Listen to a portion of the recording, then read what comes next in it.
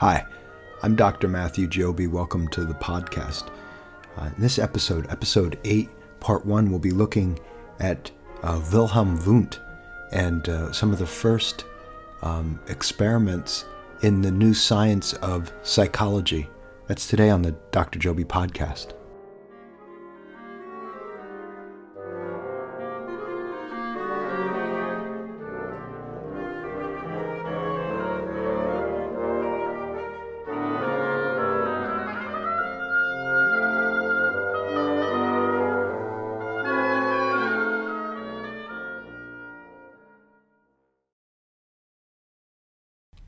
Most psychology textbooks will introduce the founding year of experimental psychology to be 1879, Wilhelm Wundt and the University of Leipzig. Actually, it started much earlier than that. Wundt did his first experiment in 1862 and published his first book, Contributions to the Theory of Sense Perception, in that same year. Wundt was interested in the difference between attention, between selective attention and what we might think of as automatic attention. He was interested in how we focus our attention volitionally or voluntarily and shift it from topic to topic or from subject to subject. And to experiment with this, to show this experimentally, quantitatively, he developed something called a thought meter. It was kind of a clock with a pendulum that had different points marked on the pendulum, and Wundt would use the apparatus to measure reaction times of how long it took for someone to shift their attention between different aspects of this clock, of this pendulum swinging from point A to point B to point C. He found that, using the apparatus, he found that it took about 1/10 of a second to shift one's attention from the sound of a bell to the position of a pendulum, or vice versa. We find here in his contributions to the theory of sense perception that really the first endeavor by Wundt to expand psychophysics of Fechner and others into the beginnings of a quantitative philosophy of the mind. He was teaching in a philosophy department as an analytic philosopher, and this is the philosophy of analytic psychology. But it wouldn't be until 1874 that he wrote his book, The Principles of Psychology.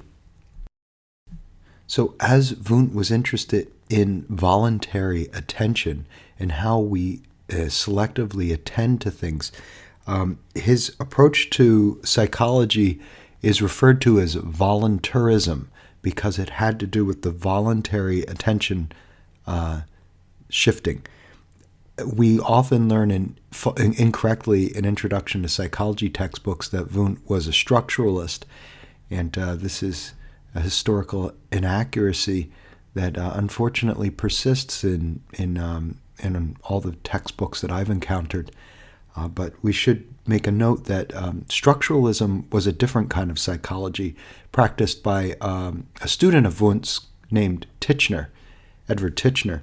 But Wundt's psychology is interested not in the structures of the mind, but in voluntary attention, known as voluntarism. And we have to understand that in this time in the 19th century, with the term physiological psychology, it was also intended by Wundt to have a quantitative approach to physiological correlates with behavior and thinking. And emotions, and we arrive at this through experimentation. So we have to always keep in mind that along with the physiological is an empirical. It is a method that is being developed around experimentation using the experimental method. Even in Wundt's earliest writing, 1862 and in 1874. In both of these books, he refers quite a bit to both Kant and Leibniz. So to get a good grasp on Wundt, we really should look back at Kant and Leibniz to understand how they were approaching a theory of mind. Wundt was the founder of what was the first, what we call school of thought, or the first paradigm of psychology, called Voluntarism, which is focusing primarily, as did Kant and Leibniz, on consciousness. Wundt was also careful to point out that this psychology that he was developing could not be reduced to physiology, that this was not a physical or materialist philosophy, that this was a philosophy of something that was beyond the empirical as far as being able to touch it or feel it, this thing of consciousness. But there were methods available to measure correlates of consciousness, reaction times, in other words. So Wundt was very clear. He was a rationalist, and he was speaking against materialism, and he felt that empiricism could only correlate with consciousness. You could not measure consciousness directly. So he was very careful in describing what the project that he was doing. And you may notice that some of psychology today, maybe some of the most empirical psychology or experimentally quantitative, lacks a point of reference. In other words, it's data, it's information, but it doesn't give too much insight into the why or the why behind the behavior. An answer to this was evolutionary psychology, which offered intentionality. For Wundt, the will was central to psychology. This is something we really have to keep in mind. The 19th century idea of willfulness, of intentionality for Wundt was central to his voluntarism. It was of utmost importance to understand how an individual's intention shapes their volitional attention. So if we take all these aspects together, volitional attentions switching, the selective attention that is motivated by the will, with different perspective taking based on what is motivating the individual, this all together feeds into and shapes this paradigm of voluntarism. Now, as a graduate student at the University of Heidelberg, Wundt studied not only with Johannes Müller in Berlin, who is a psychophysicist, but also with Helmholtz in psychophysics. He was very interested in psychophysics. We know here that Wundt was not the originator of psychology. He was someone who put in action the founding of the discipline within philosophy. But the originators were really the psychophysicists such as Müller and Helmholtz, and certainly Gustav Fechner. So we want to make a distinction between originators and founders. Originators are the individuals who originally developed the ideas of the discipline, but the founder of the discipline is the person who put forth the first lab, the first experimental journals, the first essays, the first books. This is the individual who established or founded the discipline. Even before Wundt's 1874 Introduction to Psychology text entitled The Principles of Physiological Psychology, he had published a book in 1863, which were a collection of lectures on human and animal psychology. And again, he was writing these within the field of psychophysics, referring to psychophysics and the study of consciousness as psychology.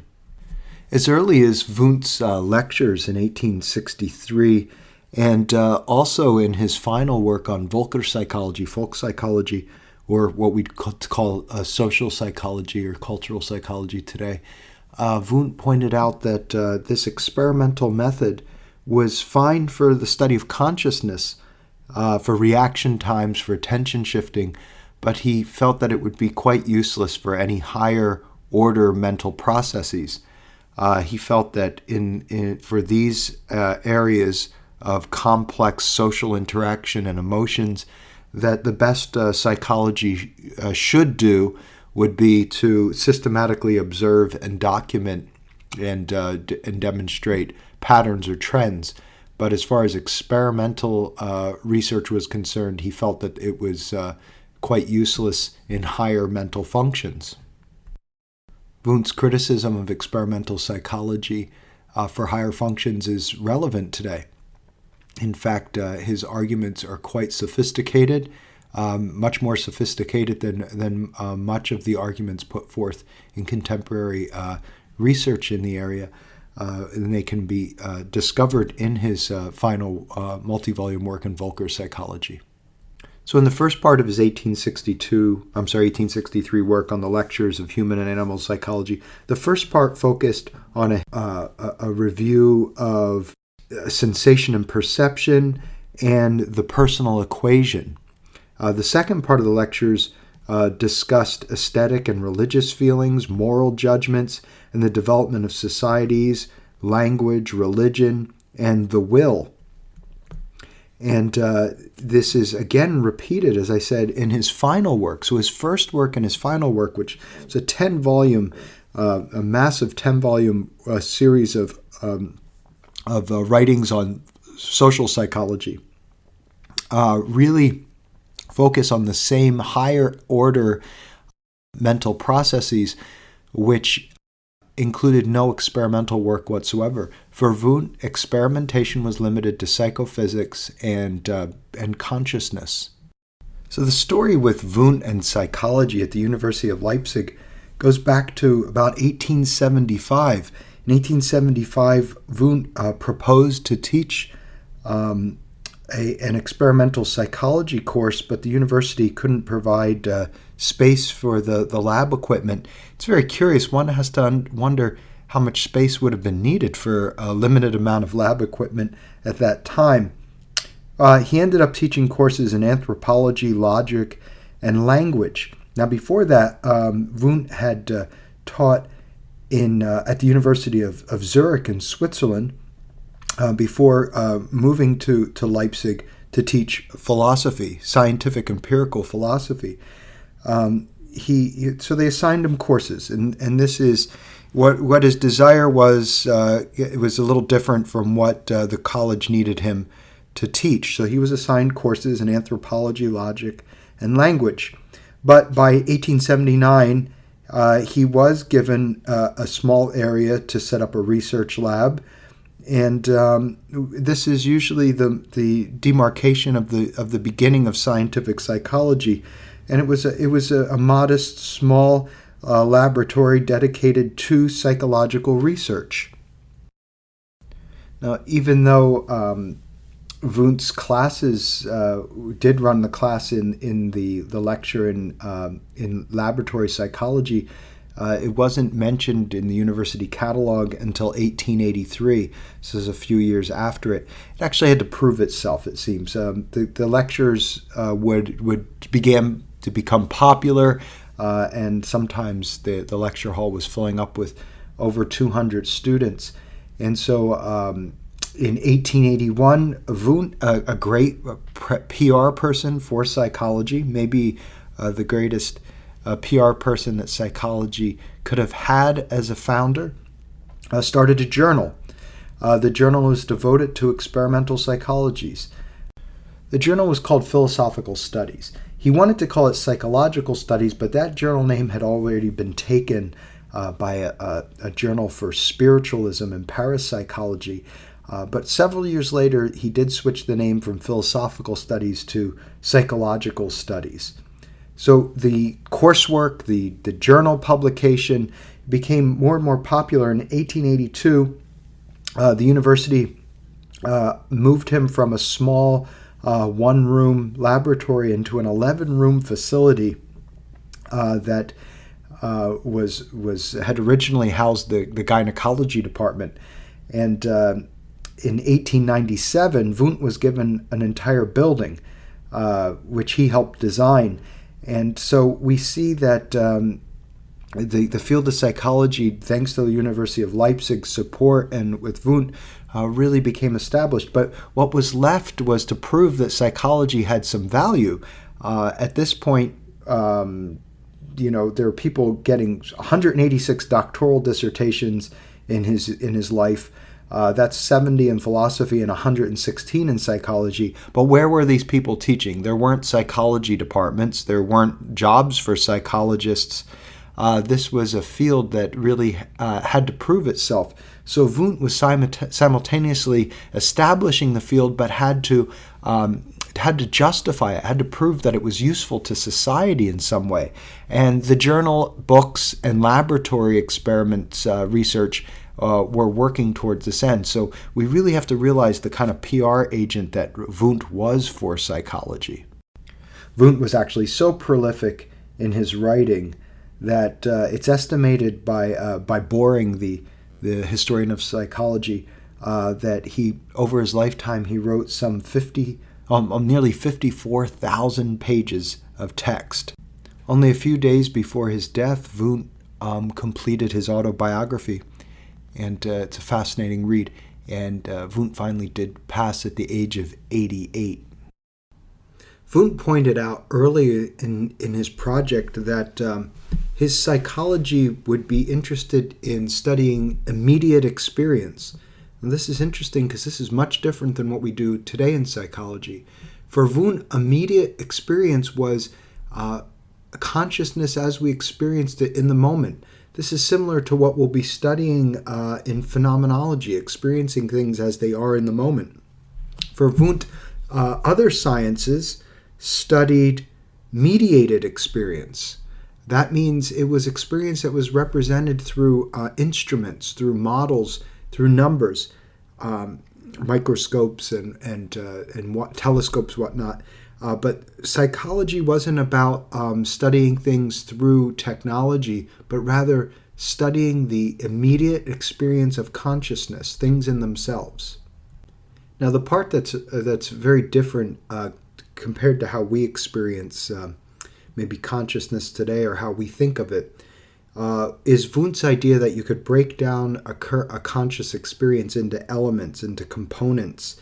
And his goals for his psychology, what he called experimental psychology, and we might even venture to say that his idea of experimentation was different than what we today discuss, is to discover the basic elements of thought and to discover the laws by which those mental elements combine into more complex mental experiences. So we're starting to hear maybe even beckoning back to pre-Socratic thought here. This is the idea that consciousness comes in components, almost like bits of data that can be broken down into little binary segments that are then computed and organized into perception. And this is really what Wundt's talking about when he's talking about experimental psychology, experiencing something in the moment and then breaking down its components of consciousness, the elements of what we see, hear, smell, taste, and feel before it is organized into a whole experience. So Wundt used the method of introspection, but he called it experimental introspection. So this wasn't just merely describing what one was experiencing. This was a very specific method. And listen to Hilgard describe the method of experimental introspection, which is different than just regular pure introspection, which is just thinking about what one is experiencing. For Wundt, experimental introspection made use of laboratory instruments to vary the conditions and hence make the results of internal perception more precise, as in the psychophysical experiments initiated by Gustav Fechner or in the sense perception experiments of Helmholtz. In most instances, saying yes or no to an event was all that was needed, without any description of inner events. Sometimes the subject responded by pressing a telegraph key. The ideal was to make introspection in the form of internal perception a precise external perception.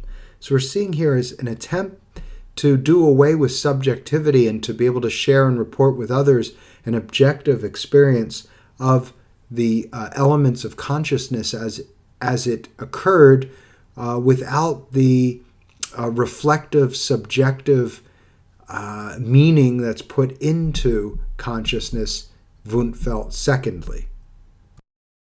So Wundt was really using introspection in the same way that the psychophysicists were using it. So as far as the elements of thought are concerned, Wundt developed what he called the tridimensional theory of feeling. This included senses and feelings. So sensations would occur from the sense organ, and they could be measured by modality, so that's sense of auditory, gustatory, olfactory, etc., and intensity, such as how strong the sensation was. You could then have qualities within the modality, so you could have color or pitch or tone or richness of color or saturation of the color. And then as far as feelings are concerned, these sensations were accompanied by feelings. So when we saw something, we just didn't have the experience of the thing, but also emotions or feelings that were connected with the thing.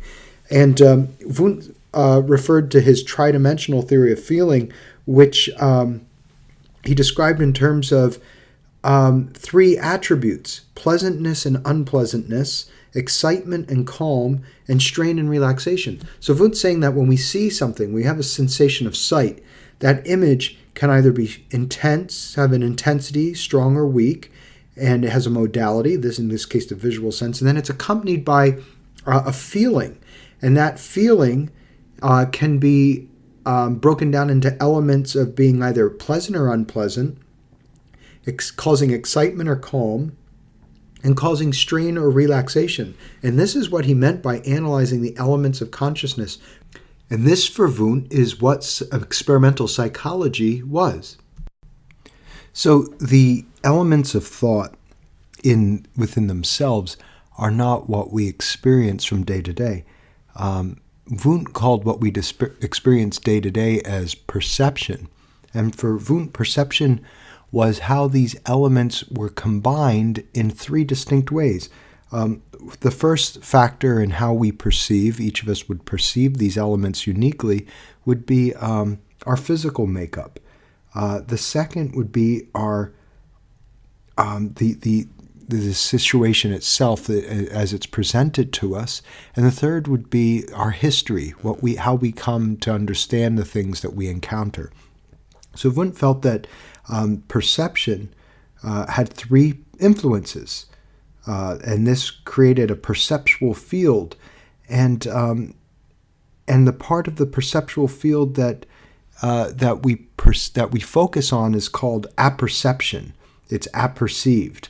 So this idea of apperception is how we come to form our perceptions of the mental elements through our physical makeup, the elements themselves as they're presented in the context, and our personal histories.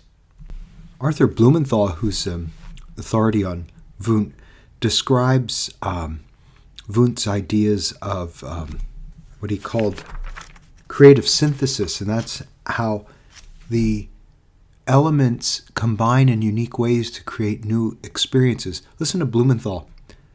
There are no psychological qualities in physics. For example, there is no red or green or blue in the world. Redness, greenness, and blueness are phenomena that are created by the vortex of the experiencing individual. A musical quality, the flavor of the wine, or familiarity of a face is a rapid creative synthesis that cannot, in principle, be explained as a mere sum of the elemental physical features. So this is what Wundt was describing as a creative synthesis, which was very different than John Stuart Mill's idea of a mental chemistry. Now, Wundt was actually using mental chronometry, which is reaction time measurements, but Wundt didn't develop this. This was first used by Friedrich Bessel in reaction times, and then Francis Cornelius Donders, and it was also used by the other psychophysicists Fechner and Helmholtz before Wundt. But Wundt really incorporated mental chronometry or reaction time studies to his study of apperception. So 20% of the research that came out of Wundt's lab in the beginning had to do with mental chronometry of Donder's methods of reaction times. Wundt eventually abandoned using reaction time studies, and it wasn't until the 1960s that they were reincorporated into the use of cognitive psychology. We also did see them being pioneered in the measure of processing in Carl Jung's work. Arthur Blumenthal explains that Wundt saw a difference between psychological and physical causation. He said that physical causation could be observed, much like we'd say behaviorism, but psychological causation was chosen. Motivation was willed. Listen to Blumenthal's account of this. Wundt argued that the physical sciences would describe the act of greeting a friend, eating an apple, or writing a poem in terms of the laws of mechanics or in terms of physiology. And no matter how fine-grained and complicated we make such descriptions, they are not useful as descriptions of psychological events. Those events need to be described in terms of intentions and goals, according to Wundt, because the actions or physical forces for a given psychological event may take an infinite variety of physical forms. In one notable example, he argued that human language cannot be described adequately in terms of its physical shape or of the segmentation of utterances, but rather must be described as well in terms of the rules and intentions underlying speech. For the ways of expressing a thought in language are infinitely variable. Wundt also described something that was very interesting called the principle of the heterogeny of ends. And in this, he stated that when we have a motivation, when we will to do something, it's very seldom the case that only that thing we willed to do is accomplished, but there are other implications. Other things take place as well. Unforeseen, unpredictable things take place. Listen to this quote from Wundt. An action arising from a given motive produces not only the ends latent in the motive, but also other, not directly purposed influences. When these latter enter into the consciousness and stir up feelings and impulses, they themselves become new motives, which either make the original act of volition more complicated or they change it to substitute for some other act for it.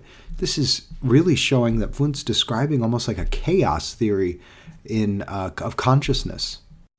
Wundt also developed two principles, the principle of contrast and the principle toward the development of opposites.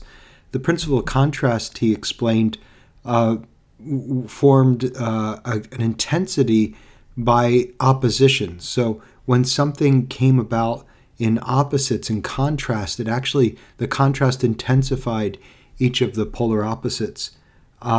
So this could be understood as after eating something sour, something sweet tastes even sweeter. This is an example that Blumenthal quotes. And also the principle toward the development of opposites, and this states that after a prolonged experience of one type, there's an increased tendency to seek the opposite type of experience. So after long periods of excitement, we'll seek out calmness. After long periods of calmness, we might seek out stimulation. This is the principle towards the development of opposites that Wundt proposed. So Wundt did believe that volitional acts were not completely free, that they were created by mental events, but he also felt that we could only understand these mental events as an historian would look at history after the fact. Listen to Wundt in his own words regarding volition and free will. Future resultants can never be determined in advance, but on the other hand, it is possible, starting with the given resultants, to achieve, under favorable conditions, an exact deduction into the components. The psychologist, like the psychological historian, is a prophet with his eyes turned towards the past. He ought not only to be able to tell what has happened, but also what necessarily must have happened according to the position of events. So Wundt's describing a psychology not which can predict future events or control future events, but which can make sense of events as they've happened in the past, much as an historian does. Finally, let's take a look at this 10-volume work of Wundt's at the end of his career, just before he wrote his autobiography on Volcker psychology. This book, these 10 volumes, these books went relatively unread in the United States throughout the 1900s. They were written in 1900 to 1920. They're really dismissed as folk psychology, folk wisdom. The German word Volker for social being dismissed as some sort of folk wisdom. But they were actually very rich. They're very rich 10 volumes of thinking. This is where we find much of Wundt's description of the higher mental processes only being understood historically as an historian, we just discussed, and the limitations of experimentation. Wundt felt the nature of the higher mental processes could be deduced from the study of cultural artifacts such as religion and history and language and art and morals and politics and the law. And he would describe something that was really more like sociology or anthropology for higher social mental functions. And also in these 10 volumes, Wundt made a detailed study not only of verbal meaning and communications, interpersonal communications, communication theory, but also of body language and communication, nonverbal communication. This is one of the primary focuses of the Volcker psychology or the social psychology. I'd like to conclude this segment today by introducing the thoughts on Wundt of Arthur Blumenthal in 1975. And Blumenthal said that we've greatly misunderstood Wundt historically. To put it simply, Blumenthal writes, "The few current Wundt scholars, and some do exist, are in fair agreement that Wundt, as portrayed today in many texts and courses, is largely fictional and often bears little resemblance to the actual historical figure." Blumenthal believes that Wundt's early use of the word element was responsible for his being misrepresented by so many scholars. He says, "Today I cannot help but wonder whether Wundt had any notion of what might happen the day he chose the word element as part of his chapter title. Later generations seized upon the word with such passion that they were eventually led to transform Wundt into something nearly opposite to the original." So Blumenthal is actually describing here an historical misrepresentation of Wundt and his use of the word element.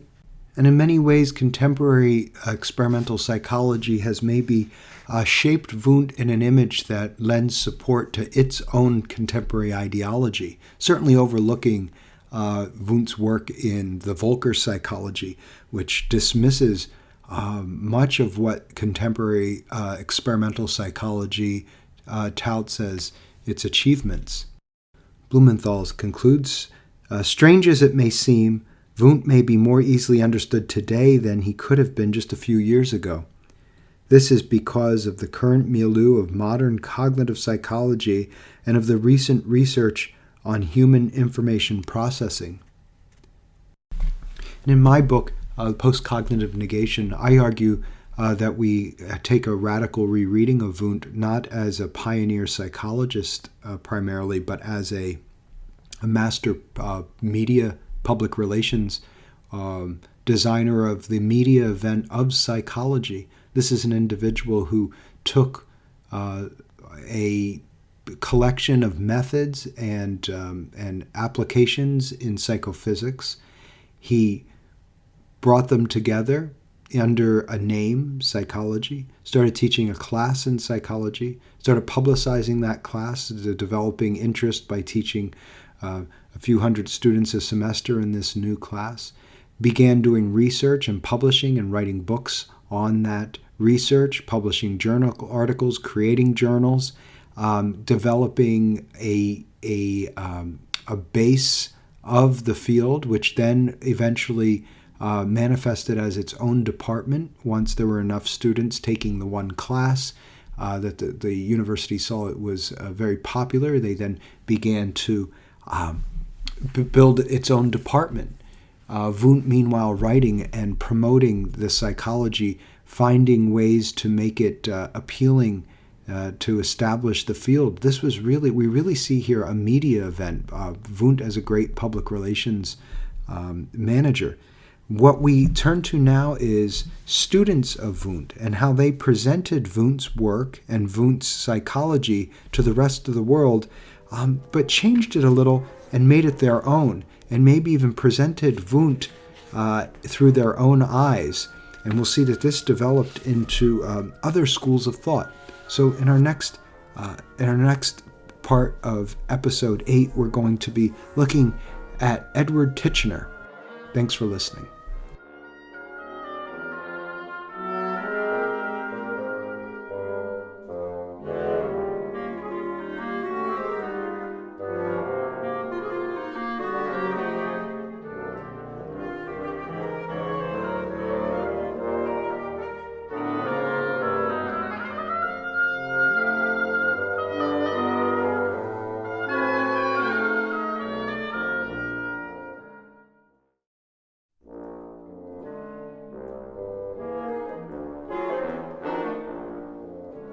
Hi, I'm Dr. Joby. Welcome to the podcast. Today we're going to be looking at Edward Bradford Titchener, the experimental psychologist who founded the psychology department at Cornell University. That's Titchener today on the Dr. Joby podcast.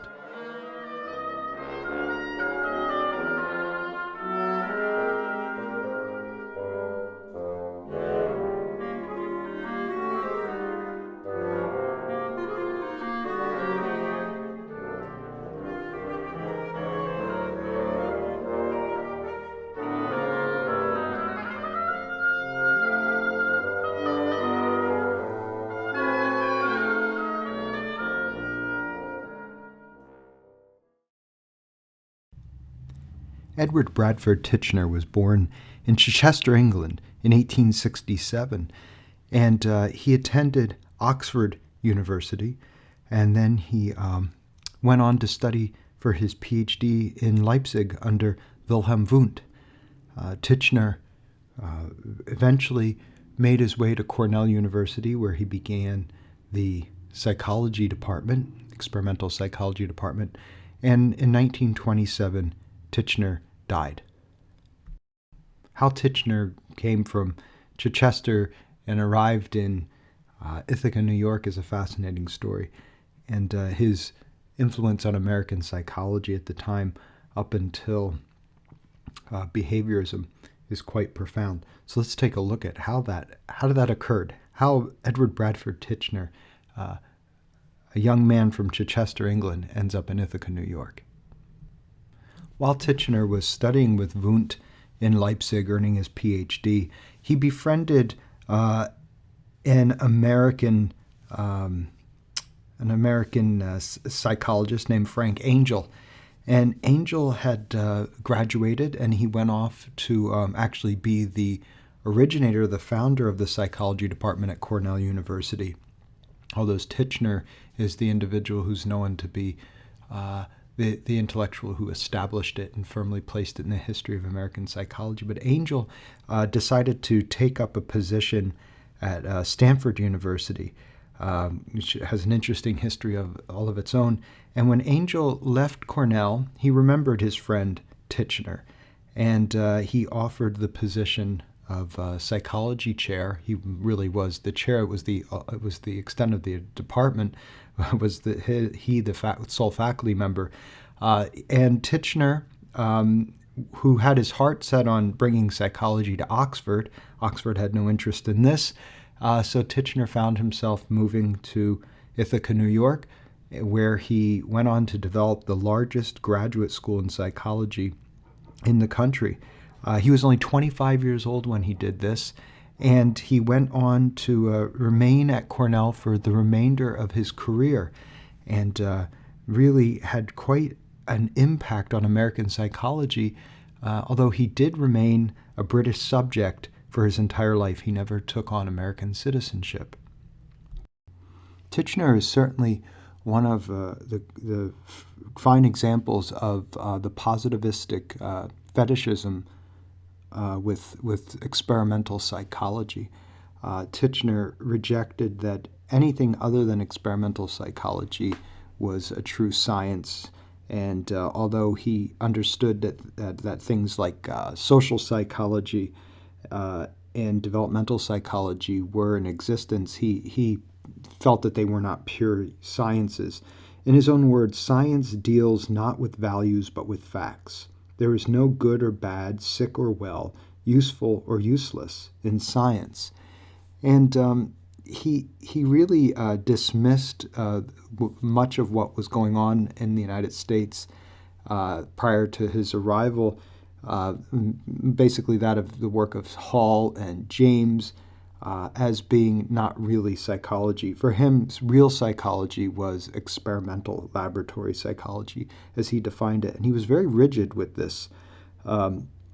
He was aware of John Watson, and in Titchener, 1914, Titchener, after reading the Behaviorist Manifesto, understood that he felt that this was a nice technology of psychology, but it was behavior was not psychology.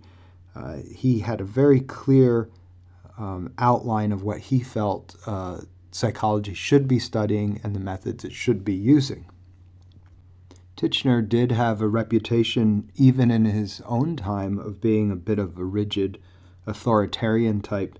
One such story has it that the president of Cornell University had invited him to dinner at his home, an event, but because the president didn't hand deliver the invitation himself, Titchener refused to go. So eventually the president did have someone deliver a handwritten invitation, and Titchener went. So we see here someone who obviously has a great deal of pride, maybe even we can say a sizable ego. The famous historian Edwin Boring was a student of Titchener's, and Hilgard recounts an anecdote of Boring in Titchener's class. Once Boring was invited to dinner at Titchener's to celebrate Titchener's birthday. After dinner, the cigars were passed, and Boring could not refuse under the circumstances, though he had never smoked a cigar. The consequence was that he had to excuse himself presently because of his nausea and go outside to throw up. Still, the honor of having been invited was so great that every year thereafter Titchener's birthday would be celebrated by dinner at the Boring home, followed by the smoking of a cigar, with the inevitable consequences. So we see here Titchener started a bit of a fraternity at Cornell. It's sort of a boys' club for the guys, the psychologists, to get around and smoke cigars. And this follows with his sort of cultish, clubbish mentality.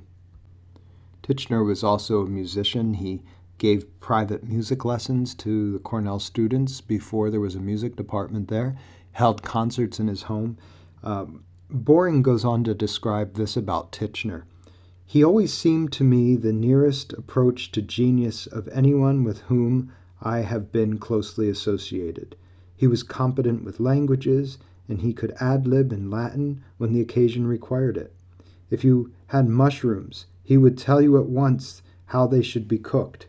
If you were buying oak for a new floor, he would at once come forward with the all advantages of ash.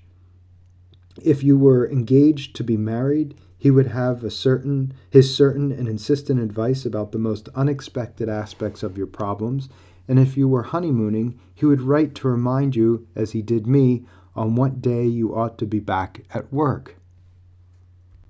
Now, it's interesting to note that Titchener was a charter member of the American Psychological Association, but he never attended a meeting, not even when the national meeting for the APA was held in Ithaca.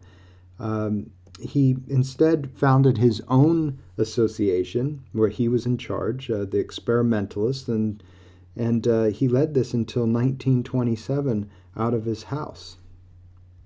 Titchener distanced himself from the APA because apparently he felt that the founder of Yale's psychology program was E.W. Scripture.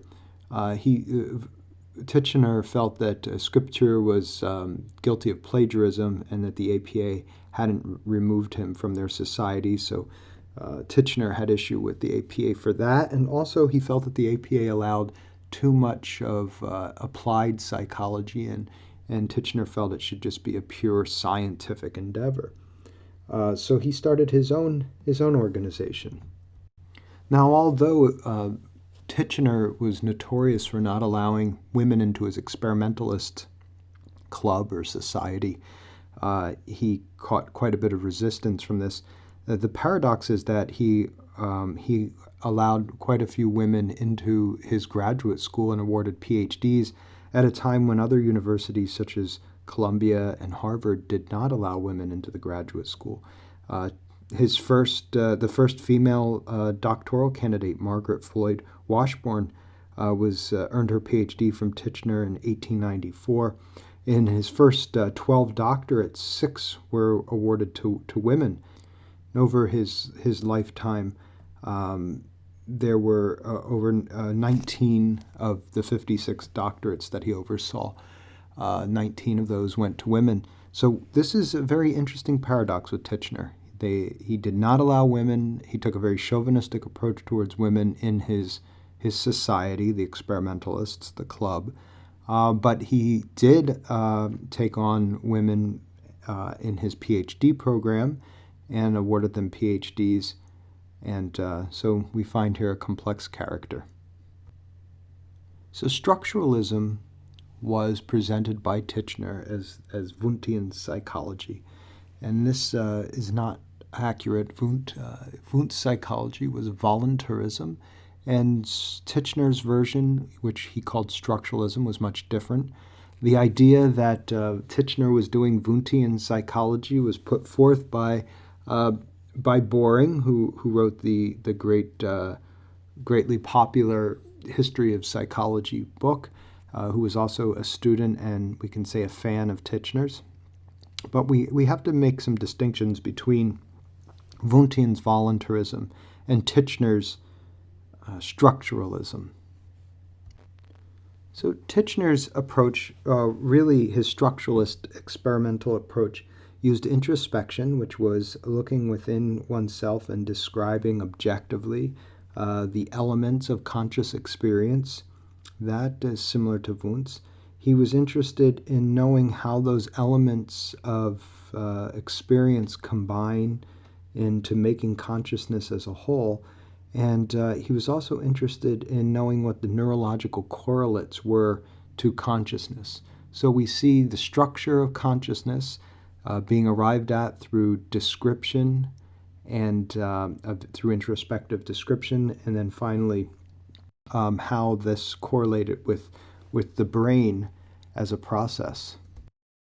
One of the basic differences between Wundt and Titchener was that Titchener believed that as a positivist, as being influenced by Ernst Mach, the German positivist, Titchener felt that introspection should be objective observation, not having any speculation or theoretical background to it, simply observation.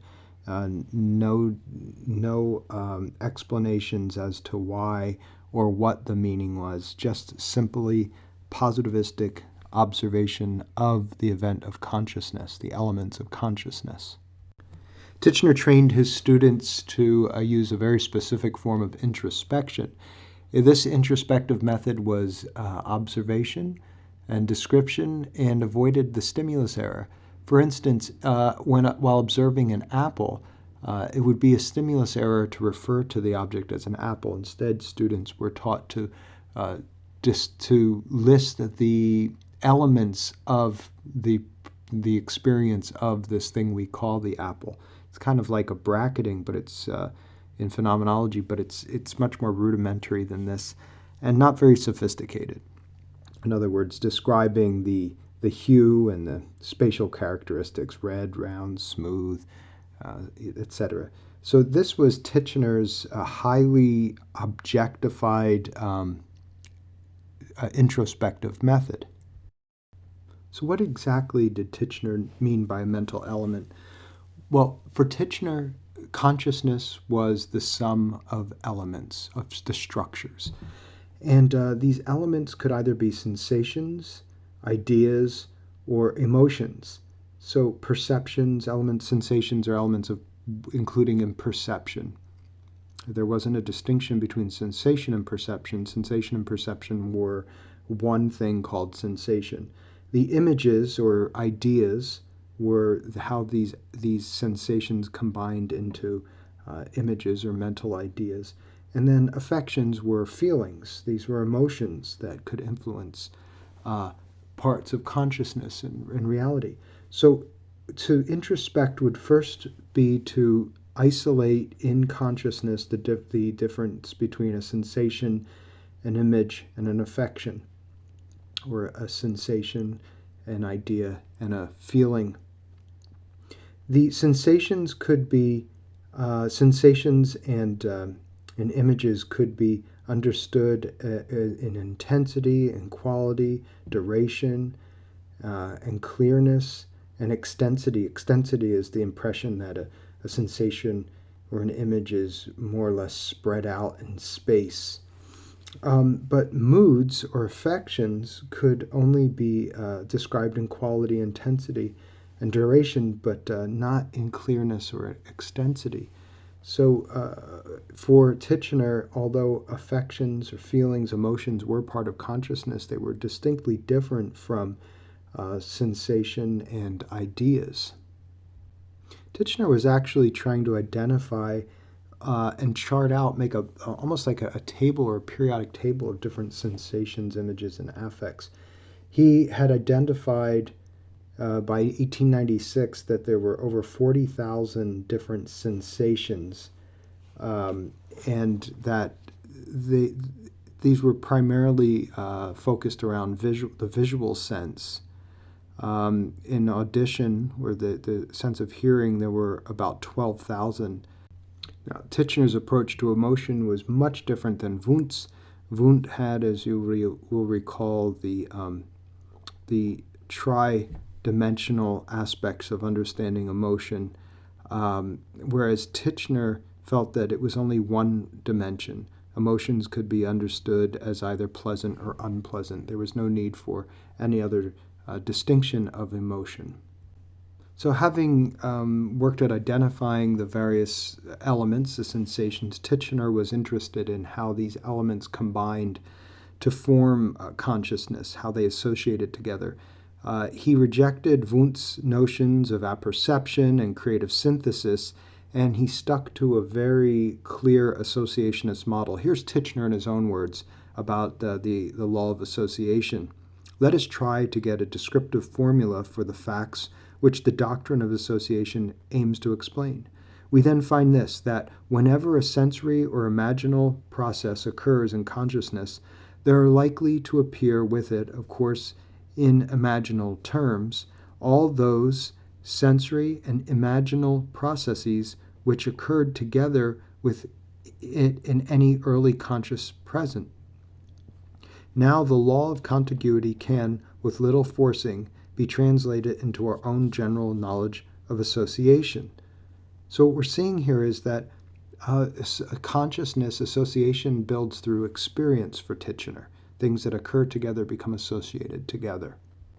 How then did Titchener leap from consciousness to meaningfulness? Well, he proposed something called the context theory of meaning, which simply states that meaning is associations. We put emotion and association linking to different conscious structures, and that is how meaning becomes associated with conscious elements. Meaning is really in the British empiricist tradition of association and nothing more. Titchener's idea of neurological correlates of mental events is something I think is valuable for us to think about today.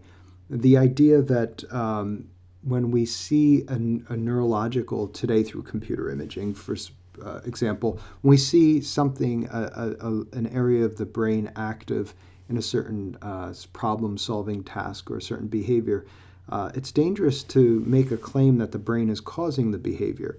This is a correlation, not causation. Things happen in behavioral or in thought processes that are also simultaneously observable at the neurological level. Things happen at the neurological level that can have representations on the physical level, the social level. It's not. This is correlation. It's not causation. It's not a statement that the biological is causing the social or that the social is causing the biological. There are two different levels of the same process. By the time Titchener passed away of a brain tumor, his structuralism really died with him.